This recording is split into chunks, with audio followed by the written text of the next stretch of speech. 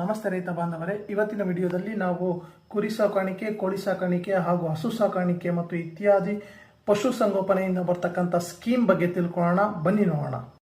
ರೈತರೇ, ಹಸು, ಮೇಕೆ, ಕುರಿ ಅಥವಾ ಕೋಳಿ ಸಾಕಾಣಿಕೆ ಮಾಡಲು ಹಣದ ಸಮಸ್ಯೆ ಇದೆಯೇ? ಹಾಗಾದರೆ ಕರ್ನಾಟಕ ಸರ್ಕಾರದ ಪಶು ಭಾಗ್ಯ ಯೋಜನೆ ನಿಮಗೆ ಸಹಾಯ ಮಾಡಬಹುದು.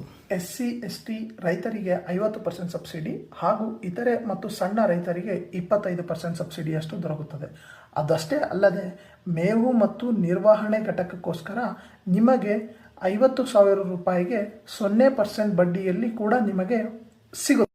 ಅವಶ್ಯವಿರುವ ದಾಖಲಾತಿಗಳು ಏನೇನು ಅಂದರೆ Aadhaar card, fruits farmer ID ಮತ್ತು ಬ್ಯಾಂಕ್ ಪಾಸ್ಬುಕ್, ಜಾತಿ ಪ್ರಮಾಣ ಪತ್ರ ಮತ್ತು ಭೂ ದಾಖಲೆಗಳು ಮತ್ತು ಪಾಸ್ಪೋರ್ಟ್ ಗಾತ್ರದ ಫೋಟೋ 2. ಈ ಪಶು ಭಾಗ್ಯ ಯೋಜನೆ ಆನ್ಲೈನ್ನಲ್ಲಿ ಅಪ್ಲಿಕೇಶನ್ ಸಿಗೋದಿಲ್ಲ. ನೀವು ಹತ್ತಿರದ ಪಶು ಸಂಗೋಪನೆ ಇಲಾಖೆಯನ್ನು ಹೋಗ್ಬಿಟ್ಟೆ ನೀವು ಭೇಟಿ ಮಾಡಿ ವಿಚಾರಣೆಯನ್ನು ತಿಳ್ಕೊಳ್ಬೇಕಾಗುತ್ತದೆ.